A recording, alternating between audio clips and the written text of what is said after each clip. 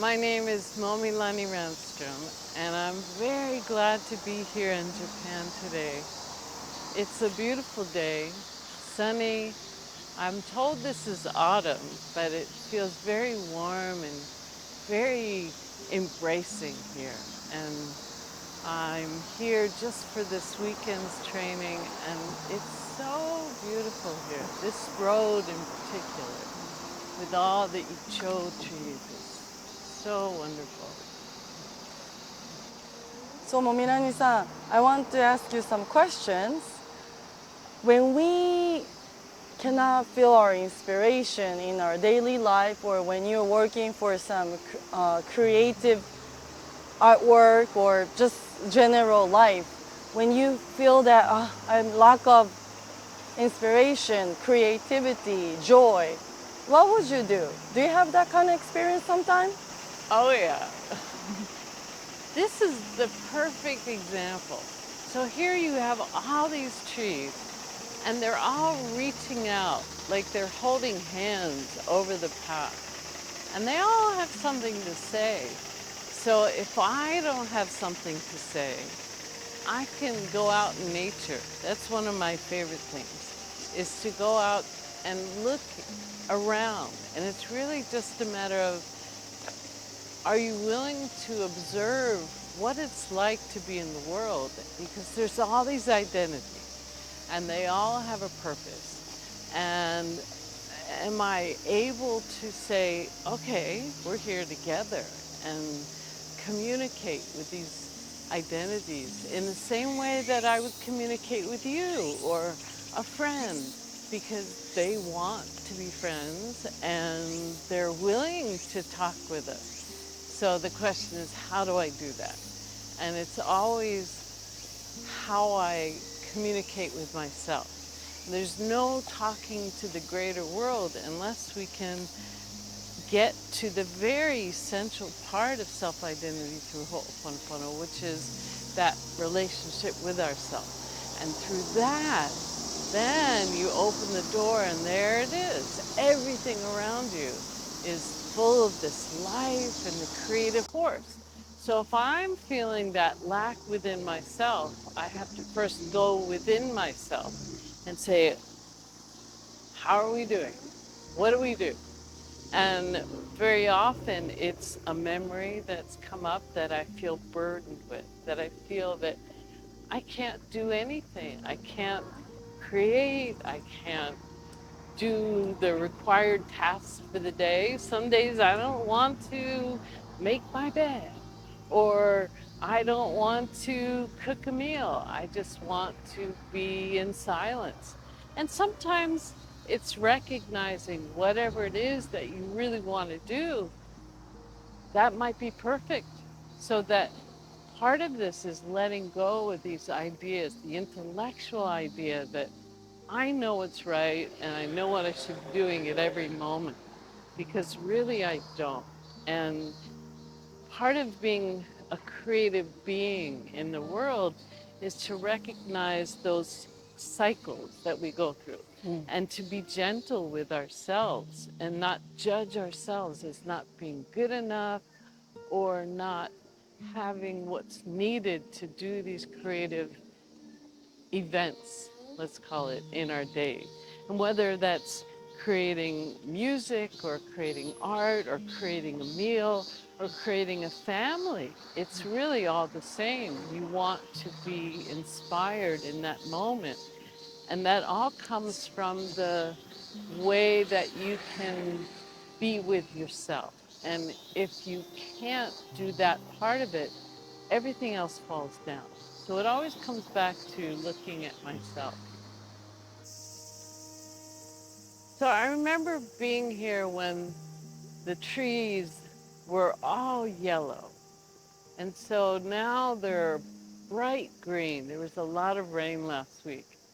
And that's part of this idea of the cycle where we want to get out of the idea of judgment. Is this better than when it's cold? No, it's just very different. Is it better when it's bright yellow than brilliant green? No, but it's very different. So the idea that we can judge ourselves less harshly, to be kinder, so that when we have these differences, the changes that are inevitable, when we feel more active or we feel that we would rather not do anything or we don't feel capable of creating in that moment, to say, that's okay, and to clean with whatever it is that we experience so that our inner family feels comforted, feels supported, so that as we're changing, as we're feeling more energy or less energy, we can, instead of feeling some lack or this is always better. And I think as people in this modern world, we're kind of programmed to say, you must be productive, you must be active. And the very act of being creative sometimes requires the opposite of that, the silence, the emptiness that's needed to be filled with inspiration that then becomes so productive we can't even imagine what we're going to create. And things beyond what we could dream of just kind of show up. But it requires sometimes that trust in ourselves, our own inner connection in divinity. And it's sometimes challenging to recognize that that lack of trust is also arrogance. It's saying, no, I'm not worthy. I'm not ready. I'm not deserving. And these actually are saying to ourselves that we are not divine beings. And we are. We're all one with all of life. And so every creative cycle, whether it's productive or in silence or feeling that we have the negative as opposed to the positive, are all part of the cycle that it's very important for our own inner family and our own relationship with ourselves to recognize that sometimes we need the rest. Sometimes we need the nothing of stillness, of lack of movement to replenish. And in those moments, these are perfect opportunities for us to strengthen the relationship with our inner family, because sometimes when we're all caught up in activity and creating, we get so distracted by these outer things, events, productions, creations, whatever it is that we are involved in, and we get distracted from really what's important, which is our own inner connection and that ability that we each have to transcend any moment and to clean with any event, especially when things look the darkest or things look the least productive.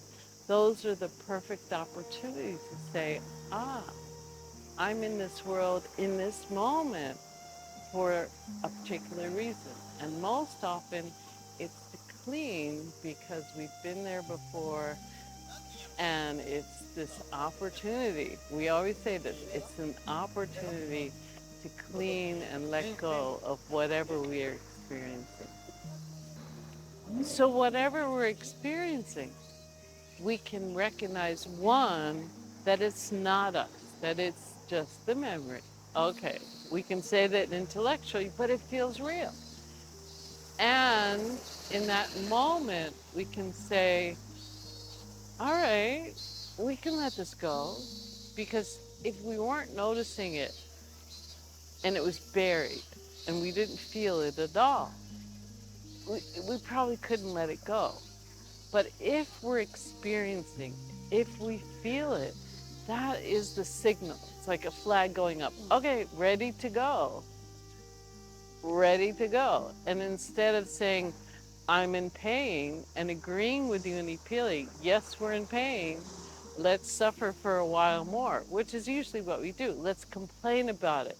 Let's cry about it. Let's mope about it. All those things are just saying, yeah, there's the pain. Let's suffer for a bit.